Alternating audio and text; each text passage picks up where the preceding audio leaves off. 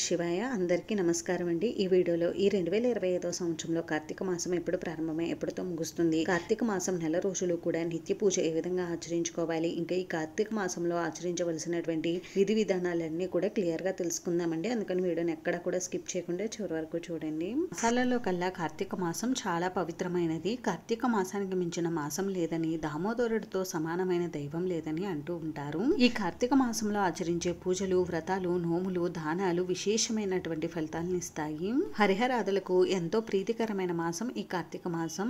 అందుకని కార్తీక మాసంలో ఎవరైతే హరిహరాదులను విశేషంగా అత్యంత భక్తి శ్రద్ధలతో పూజిస్తారో వారికి తప్పకుండా మంచి ఫలితాలు కలుగుతాయని అంటారు. పరమేశ్వరుడికి ఎంతో ఇష్టమైన మాసం ఈ కార్తీక మాసం. ఈ కార్తీక మాసంలో ఆచరించే శివ పూజ విశేష ఫలితాలను ఇస్తుంది. ఈ కార్తీక మాసంలో ఆ బోలా శంకరుడిని పూజించిన, అర్చించిన, అభిషేకించిన, నామస్మరణ చేసిన, ఏది చేసినా కూడా ఆ బోలా శంకరుడి అనుగ్రహం తప్పక లభిస్తుంది. కార్తీక మాసంలో చేసే దీపారాధన విశేషమైన ఫలితాన్ని ఇస్తుంది. మనం ఏ మాసంలో దీపారాధన చేసినా చేయకపోయినా ఈ కార్తీక మాసంలో దీపారాధన చేయడం వలన మనం ఈ సంవత్సరం అంతా దీపారాధన చేసిన ఫలితం అయితే మనకి దక్కుతుంది. కార్తీక మాసానికి ఇంత ప్రత్యేకత అయితే ఉందండి. అందుకని ఈ కార్తీక మాసంలో ఏవి చేసినా చేయకపోయినా తప్పకుండా ఈ కార్తీక మాసం నెల రోజులు దీపారాధనలు, దీపదానాలు, పూజలు, వ్రతాలు ఆచరించుకోండి. విశేషమైన ఫలితాలు కలుగుతాయి. మరి ఇన్ని విశేషాలతో కూడుకున్నటువంటి ఈ కార్తీక మాసం ఈ 2025 సంవత్సరంలో ఎప్పుడు ప్రారంభమైంది అని అంటే, ప్రతి సంవత్సరం కార్తీక మాసం కార్తీక శుద్ధ పాడిమి తిథితో ప్రారంభమయ్యి కార్తీక బహుళ అమావాస్య తిథితో అయితే ముగుస్తుందండి. దీనిని బట్టి చూస్తే ఈ 2025 సంవత్సరంలో కార్తీక మాసం 2025 అక్టోబర్ 22 బుధవారం పాడిమి తిథితో ప్రారంభమయ్యి 2025 నవంబర్ 20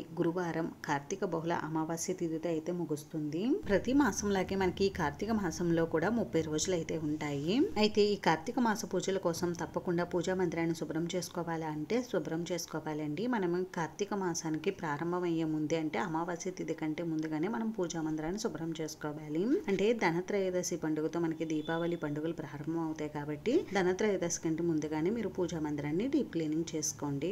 అమావాస్యకి ముందుగా పూజా మందిరాన్ని శుభ్రం చేసుకుంటాం కదా, మళ్ళీ కార్తీక మాసం పూజలు ప్రారంభమైన తర్వాత కూడా పూజా మందిరాన్ని శుభ్రం చేసుకోవాలి అంటే అన్నిసార్లు పూజా మందిరాన్ని శుభ్రం చేసుకోవాల్సిన అవసరం లేదండి. దీపావళి మరియు కార్తీక మాసం పూజల కోసం పూజా మందిరాన్ని ఒక్కసారి డీప్ క్లీనింగ్ చేసుకుంటే చాలండి. అన్నిసార్లు చేయవలసిన అవసరం లేదు. ఒకసారి డీప్ క్లీనింగ్ చేసిన తర్వాత మీరు నిత్యం ఇంటిని ఏ విధంగా డీప్ క్లీనింగ్ చేసుకుంటారో ఆ విధంగా చేసుకుంటే సరిపోతుంది. ఈ కార్తీక మాసంలో వచ్చే ముఖ్యమైన పర్వదినాలప్పుడు ఇంకా కార్తీక సోమవారాల్లో ఇంటికి మాప్ పెట్టుకోండి.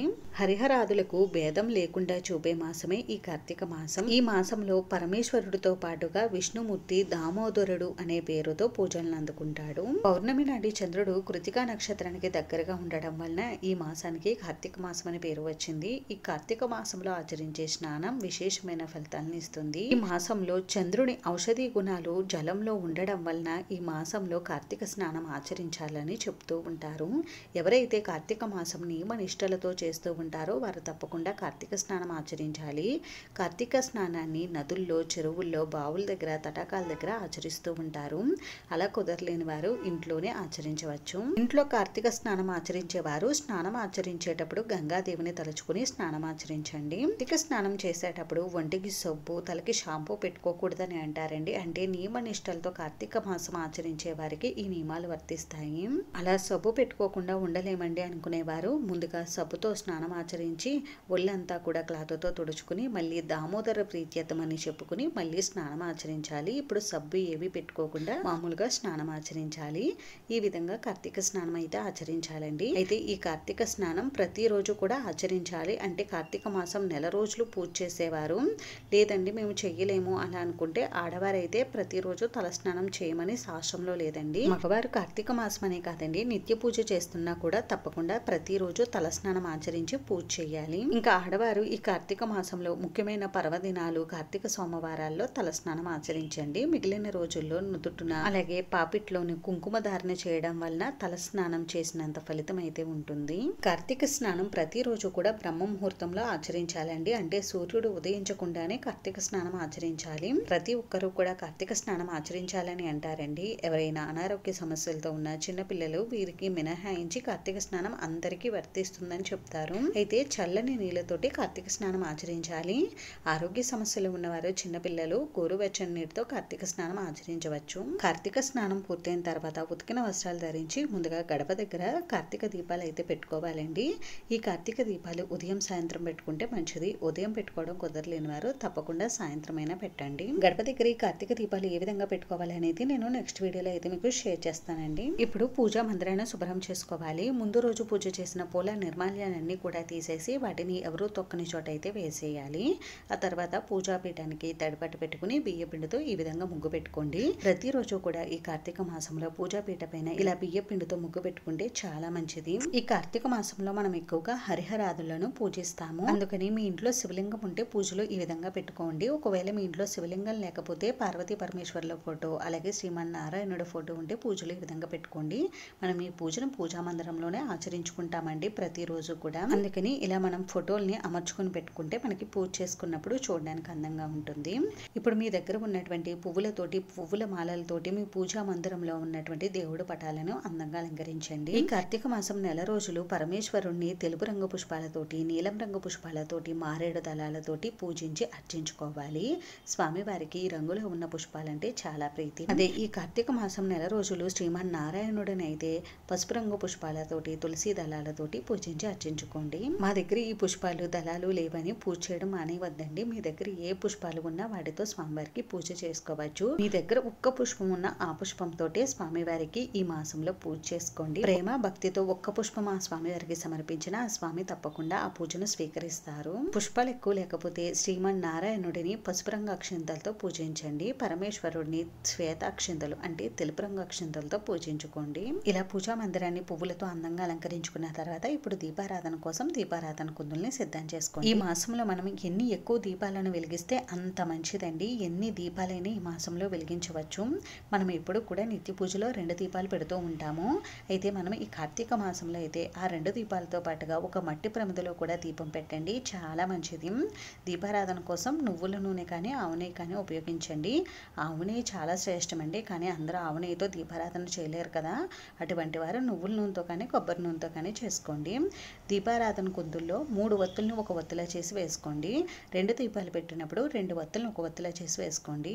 ఒక దీపం పెట్టినప్పుడు 3 వత్తులను ఒక వత్తులా చేసి దీపపు కుందుల్లో వేసుకోండి. ఇంకా పూజ కోసం అన్నీ కూడా సిద్ధం చేసుకోండి. పంచపాత్ర గంట ఇవన్నీ కూడా సిద్ధం చేసుకోండి. ఇలా పూజ కోసం అన్నీ సిద్ధం చేసుకున్న తర్వాత ఇప్పుడు కొద్దిగా జవ్వాది పౌడర్ని తీసుకుని పూజా పీఠ పైన అక్కడక్కడ కూడా వేసుకోండి. జవ్వాది పౌడర్ ఉంటే వేసుకోండి, లేకపోతే స్కిప్ చేసేయండి. లేదంటే కొద్దిగా పచ్చ కర్పూరం కానీ ముద్ద కర్పూరం కానీ మెదుపుకుని వేసుకోండి. ఇలా పూజ కోసం అన్నీ కూడా సిద్ధం చేసుకున్నారు కదా. ఇప్పుడు ముందుగా దీపారాధన చేయండి. దీపారాధన ఏకహారతితో కానీ అగరబత్తులతో కానీ చేయండి. దీపారాధన చేసిన తర్వాత ఈ దీపాన్ని మనం సాక్షాత్తు లక్ష్మీదేవి స్వరూపంగా భావించాలండి. అందుకని దీపానికి గంధం కుంకుమ బొట్లు పెట్టి 2 అక్షంతలు పుష్పాలు ఆ దీపం దగ్గర ఉంచి ఆ దీపానికి నమస్కారం చేసుకోండి. దీపం జ్యోతి పరబ్రహ్మ దీపం జ్యోతి జనార్దన దీపేన సాధితే సర్వం దీపదేవియే నమో నమః అనే ఈ శ్లోకం చదువుకుని ఆ దీపానికి నమస్కారం చేసుకోండి. దీపంలోనే మనకి సర్వదేవతలు కొలువై ఉంటారని అంటారండి. అందుకని దీపానికి నమస్కారం చేసుకోండి. ఆ తర్వాత ఆచమనం చేసుకుని సంకల్పం చెప్పుకోండి. ఆ తర్వాత 2 అక్షంతలు ఒక పుష్పాన్ని తీసుకుని పంచపాత గ్లాసులో వేసి పుణ్యనదుల పేర్లన్నీ కూడా చెప్పుకోండి. చెప్పుకుని ఆ నీటిని పుష్పంతో కలిపి ఆ నీటిని పూజా ద్రవ్యములపైన పూజకు ఉపయోగించే వస్తువులపైన మన పైన చిలకరించుకోవాలి. ఆ తర్వాత తప్పకుండా ఘంటానాదం చేయండి. ఎందుకంటే ఘంటానాదం చేయడం వలన దేవతలు ఆహ్వానింపబడతారు, రాక్షసులు వెళ్ళిపోతారు. అందుకని ఘంటానాదం తప్పనిసరిగా చేయండి. ఘంటానాదం చేసిన తర్వాత ముందుగా గణపతికి పూజ నిర్వహించుకోండి. గణపతిని షోడశోపచారాలతో కానీ పంచోపచారాలతో కానీ పూజించుకుని స్వామివారి శ్లోకాలు స్తోత్రాలు చదువుకుని స్వామివారికి పసుపు కుంకుమ గంధం అక్షంతలు పువ్వులు సమర్పించి అలాగే ధూపం దీపం నైవేద్యం సమర్పించాలి. నైవేద్యంగా మీ దగ్గర ఏవి ఉంటే అవి నివేదించండి. ఆ తర్వాత సాంబ్రాణి ధూపం చూపించి కర్పూర నీరాజనం సమర్పించండి. ఈ విధంగా చేసుకుంటే మనకి గణపతి పూజ పూర్తవుతుంది. ఆ స్వామికి నమస్కారం చేసుకోండి. ఈ నెల రోజులు కూడా నాకు ఈ పూజలో ఎటువంటి ఆటంకాలు అడ్డంకులు లేకుండా ఈ నెల రోజులు పూజ నిర్విఘ్నంగా కొనసాగేలాగా చూడు తండ్రి అని ఆ స్వామివారికి చెప్పుకుని నమస్కారం చేసుకోండి. ఇప్పుడు మనం పరమేశ్వరుడికి పూజ చేసుకోవాలండి. ఇంట్లో శివలింగం ఉన్నవారు తప్పకుండా ఈ కార్తీక మాసం నెల రోజులు కూడా శివాభిషేకం చేసుకోండి. శివలింగం ఇంట్లో ఉన్న ప్రతిరోజు శివలింగానికి అభిషేకం నిర్వహిస్తున్న ఇల్లు ఎప్పుడూ కూడా సంతోషంగా ఉంటుందని అంటారండి. అందుకని ప్రతిరోజు కూడా మీకు తప్పకుండా వీలు కుదిరితే శివాభిషేకం నిర్వహించుకోండి. ఆ స్వామికి ఉద్దరుడి నీళ్లు సమర్పిస్తేనే ఆ స్వామి ఎంతో పొంగిపోయి మనం కోరినటువంటి కోరికలు తీరుస్తాడండి ఆ పోలాశంకరుడు. అందుకని తప్పకుండా శివాభిషేకం నిర్వహించుకోండి. ఈ కార్తీక మాసం నెల రోజులు కూడా శివలింగానికి పంచామృతాలతోని ఆవు పాలతోని లేదంటే శుద్ధ జలంతో అభిషేకం చేసుకోండి. మంచిది. నేనైతే ఇక్కడ అభిషేకం నిర్వహించుకున్నానండి. ఆ తర్వాత ఇలా అభిషేకం పూర్తయిన తర్వాత నేను ఈ శివలింగాన్ని మళ్ళీ శుభ్రం చేసుకుని గంధం కుంకుమ బొట్లు పెట్టుకుని అలంకరించుకుని పూజలు పెట్టుకుంటాను. ఈ అభిషేకం చేసినటువంటి ద్రవ్యం ఉంది కదండి, ఆ జలాన్ని మనం ప్రసాదంగా స్వీకరించవచ్చు, లేదా అంటే పచ్చని చెట్టు మొదట్లో వేసేయవచ్చు ఎవరో తొక్కని చోట. అభిషేకానంతరం శివలింగాన్ని శుభ్రం చేసుకుని గంధం కుంకుమ బొట్లు పెట్టుకుని పూజ మందిరంలో పెట్టుకోవాలండి. నేను ఆ శివయ్యతో పాటుగా అమ్మవారిని కూడా పక్కన పెట్టుకుని ఈ నెల రోజులు పూజ చేసుకోవాలనుకుంటున్నానండి. అందుకని అమ్మవారి విగ్రహం ఉంటే అమ్మవారి విగ్రహాన్ని కూడా ఇలా పెట్టుకుంటున్నాను. మీ దగ్గర ఒకవేళ శివలింగం అమ్మవారి విగ్రహం లేకపోయినా మీ ఇంట్లో ప్రతి ఒక్కరి ఇంట్లో కూడా పార్వతీ పరమేశ్వర్ల ఫోటో ఉంటుందండి. ఆ ఫోటోకి మీరు పూజ చేసుకోవచ్చు. స్వామివారికి పూజ చేసిన తర్వాత అమ్మవారికి పూజ చేసుకోండి. స్వామి అమ్మవార్లను ఇలా పువ్వులతో అందంగా అలంకరించుకున్నానండి. ఈ కార్తీక మాసం నెల రోజులు కూడా ఒక్క మారేడు దళమున్న స్వామివారికి సమర్పించండి, చాలా మంచిది. ఆ స్వామివారికి ఎంతో ఇష్టమైనది మారేడు దళం కనుక ఇలా మారేడు దళాలు ఉంటే తెచ్చుకుని ఒక్క మారేడు దళమైనా సమర్పించండి. ఒకసారి స్వామివారికి పూజ చేసిన మారేడు దళాన్ని మళ్ళీ మనం నెక్స్ట్ డే మార్నింగ్ కూడా వాష్ చేసుకుని ఆ దళాన్ని స్వామివారికి సమర్పించవచ్చండి. ఇంకా స్వామివారి పూజ అంటే తప్పకుండా శ్వేతాక్షతలు ఉండాలండి. శ్వేత అక్షంతలతోటి స్వామివారిని పూజించుకోవాలి. శ్వేతాక్షంతలు అంటే మనం బియ్యాన్ని కడిగిన బియ్యం తడి పూర్తిగా ఆరే వరకు ఆరబెట్టుకోవాలి. ఎండలో కాదండి, నీడలోనే ఆరబెట్టుకుని ఆరిన తర్వాత ఏదైనా బాక్స్ లో స్టోర్ చేసుకుని ఈ అక్షింతలతో ప్రతిరోజు కూడా స్వామివారికి పూజ చేసుకోండి. ఈ కార్తీక మాసం నెల రోజులు కూడా స్వామివారికి షోడశోపచార పూజ నిర్వహించుకుంటే చాలా మంచిదండి. షోడశోపచార పూజ అంటే ఏంటండి అంటే 16 ఉపచారాలతో స్వామివారిని పూజించుకోవాలి. ప్రతి ఉపచారం చెప్పేటప్పుడు ఆ ఉపచారానికి సంబంధించినటువంటి పూజా ద్రవ్యాలను లేదు అంటే అక్షింతలను సమర్పించాలి. అదంగ పూజ నిర్వహించేటప్పుడు అక్షింతలతోటి అష్టోత్తర శతనామావళి చేసేటప్పుడు మారేడు దళాలతో కానీ పుష్పాలతో కానీ విభూతితో కానీ అక్షింతలతో కానీ పూజ చేసుకోవాలి. ఇంకా స్వామివారి ఏవైనా శ్లోకాలు స్తోత్రాలు కూడా చదువుకుంటూ స్వామివారికి పూజ చేసుకోవచ్చు. స్వామివారి శ్లోకాలు స్తోత్రాలు మాకు నోటికి చదవడం రాదు అనుకునేవారు ఓం నమః శివాయ అనే పంచాక్షర మంత్రాన్ని పఠిస్తూ మీరు స్వామివారికి పూజ చేసుకోవచ్చు. స్వామివారికి ఈ విధంగా పూజ పూర్తయిన తర్వాత ఇప్పుడు అమ్మవారికి కూడా పూజ చేసుకోండి. అమ్మవారి శ్లోకాలు స్తోత్రాలు చదువుకుంటూ అమ్మవారిని పసుపు కుంకుమ గంధం అక్షింతలతో పుష్పాలతో పూజించుకోండి. అలాగే మీకు శక్తి ఉంటే అమ్మవారికి కుంకుమార్చన నిర్వహించుకోండి. అమ్మవారి అష్టోత్తర శతనామావళి చదువుకుంటూ అమ్మవారి శ్లోకాలు స్తోత్రాలు నోటికి చదవడం రాకపోతే శ్రీమాత్రే నమః అని అనుకుంటూ అమ్మని పూజించుకోండి. ఈ విధంగా స్వామి అమ్మవార్లకు పూజ పూర్తయిన తర్వాత ఇప్పుడు స్వామి అమ్మవార్లకు ధూపం దీపం నైవేద్యం సమర్పించాలి. నైవేద్యంగా మీరు ఏవైనా కూడా నివేదించవచ్చండి. ప్రతిరోజు కూడా ప్రత్యేకమైన నైవేద్యాలు నివేదిస్తామనుకుంటే నివేదించుకోవచ్చు. ప్రతిరోజు మాకు కుదరదు అనుకునేవారు కార్తీక సోమవారాల్లో ఇంకా ముఖ్యమైన పర్వదినాల్లో ప్రత్యేకమైన నైవేద్యాలు సమర్పించండి. మిగిలిన రోజుల్లో డ్రై ఫ్రూట్స్ పాలు బెల్లం ముక్క వీటినే నివేదించవచ్చు. ఈ విధంగా స్వామి అమ్మవార్లకు పూజ పూర్తయిన తర్వాత శ్రీమన్నారాయణుడిని కూడా పూజించుకోండి. లక్ష్మీ సమేత శ్రీమన్నారాయణుడిని ఈ మాసం అంతా పూజిస్తే చాలా మంచిదండి. కుదిరితే స్వామి అమ్మవార్లకు షోడశోపచార పూజ నిర్వహించుకోండి. కుదరలేని వారు పంచోపచారాలతో పూజ చేసుకోండి. స్వామివారి శ్లోకాలు స్తోత్రాలు చదువుకుంటూ స్వామివారికి పసుపు కుంకుమ గంధం అక్షింతలు పువ్వులు సమర్పించండి. అలాగే అమ్మవారి శ్లోకాల స్తోత్రాలు కూడా చదువుకుంటూ అమ్మవారికి కూడా పసుపు కుంకుమ గంధం అక్షింతలు పువ్వులు సమర్పించండి. స్వామివారిని తులసి దళాలతో అర్చించండి. ఈ మాసం అంతా చాలా మంచిది. ఇలా స్వామి అమ్మవార్లకు పూజ పూర్తయిన తర్వాత మీ పూజా మందిరంలో మీ ఇష్ట దేవతారాధన కూడా చేసుకోండి. చేసుకున్న తర్వాత ఇప్పుడు ధూపం దీపం నైవేద్యం సమర్పించండి. ఆ తర్వాత తాంబూలం ఉంటే నివేదించి పూర్ణ ఫలమైన కొబ్బరికాయని నివేదించండి. ప్రతిరోజు తాంబూలం కొబ్బరికాయ నివేదించాలా అని అంటే మీ దగ్గర ఉంటే నివేదించండి, లేకపోతే స్కిప్ చేసేయండి. ఈ మాసంలో వచ్చే కార్తీక సోమవారాలప్పుడు ఇంకా ముఖ్య పర్వదినాలప్పుడు తాంబూలం పూర్ణఫలమైన కొబ్బరికాయని నివేదించండి. ఇప్పుడు స్వామి అమ్మవార్లకు సాంబ్రాణి ధూపం చూపించి కర్పూర నీరాజనం సమర్పించండి. నైవేద్యం సమర్పించినప్పుడు తప్పకుండా ఒక గ్లాస్ తో మంచినీటిని కూడా స్వామివారి దగ్గర పెట్టండి. ఇప్పుడు స్వామి అమ్మవార్లకు మంత్రపుష్పం సమర్పించి సాష్టాంగ నమస్కారం చేసుకోండి. ఈ విధంగా కార్తీక మాసం నెల రోజులు కూడా ఉదయం సాయంత్రం పూజ చేసుకోవాలి. కార్తీక మాసం నెల రోజులు నియమనిష్టలతో పూజలు చేసేవారు ఉదయం సాయంత్రం పూజ చేయాలండి. మాకు అలా కుదరదు అనుకుంటే ఉదయం పూజ చేసుకుని సాయంత్రం దీపారాధన చేయండి. సాయంత్రం గడప దగ్గర పూజా మందిరంలోను తులసి కోట దగ్గర దీపారాధన తప్పనిసరిగా చేయాలండి. పూజ పూర్తయిన తర్వాత స్వామివారికి పూజ చేసినటువంటి కుంకుమ బొట్టులా ధరించి పూజ చేసినటువంటి పుష్పాలు అక్షింతలను శిరస్సున ధరించాలి. ఈ విధంగా పూజా మందిరంలో పూజ పూర్తయిన తర్వాత ఇప్పుడు తులసి కోట దగ్గర కూడా పూజ నిర్వహించుకోవాలండి. కార్తీక మాసం నెల రోజులు కూడా నియమనిష్టలతో పూజలు చేసేవారు దామోదర ప్రీత్యర్థంగా మనం పూజను తులసి కోట దగ్గర అయితే ఆచరించుకోవాలి. అంటే ప్రతిరోజు కూడా నీటిలో దీపాలు అయితే వదలాలి. అంటే ప్రతిరోజు కూడా కార్తీక స్నానం ఆచరించి నీటిలో దీపాలు వదలాలి. నిత్య పూజలు చేసుకునేవారు మామూలుగా మీరు పూజ చేసుకుంటే సరిపోతుంది. అయితే ఆడవారికి కార్తీక మాసం నెల రోజులు పూజలు ఆచరించాలి ఆచరించడం అయితే కుదరదు కదండి, మధ్యలో ఆటంకం అయితే వస్తుంది.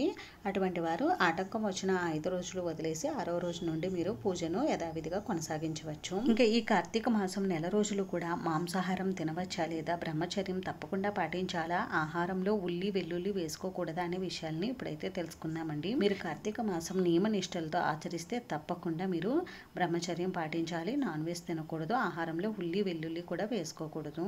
మేము మామూలుగానే కార్తీక మాసం నెల రోజులు కూడా నిత్య పూజలా చేసుకుంటాము అనుకున్న వారు మీరు మీ ఇష్టమైనటువంటి ఆహారం తినవచ్చు, అలాగే మీకు ఇష్టం వచ్చినట్టు కూడా ఉండవచ్చండి. కార్తీక మాసం నియమ నిష్టలతో ఆచరించే వారికి ఈ నియమాలన్నీ. కార్తీక మాసం నెల రోజులు పూజలు ఆచరించలేని వారు కార్తీక మాసంలో వచ్చే కార్తీక సోమవారాలప్పుడు, కార్తీక పౌర్ణమి అప్పుడు, క్షీరాబ్ది ద్వాదశి ముఖ్యమైన పర్వదినాలు వచ్చినప్పుడు తప్పకుండా కార్తీక మాస నియమాలు పాటించి మీరు పూజలు నిర్వహించుకోండి. ఇప్పుడు కార్తీక మాసంలో నిత్యం తులసి పూజ ఏ విధంగా చేసుకోవాలి అనేది నేను ఇక్కడ చూపిస్తున్నానండి. తులసి పూజ చేసే ముందు తులసమ్మకు నీటిని అయితే సమర్పించాలి. ఆ తర్వాత ముందుగా దీపారాధన చేసి ఆ తర్వాత తులసీదేవికి పూజ చేసుకోవాలండి. అమ్మవారికి పసుపు కుంకుమ గంధం అక్షింతలు పుష్పాలు సమర్పించాలి.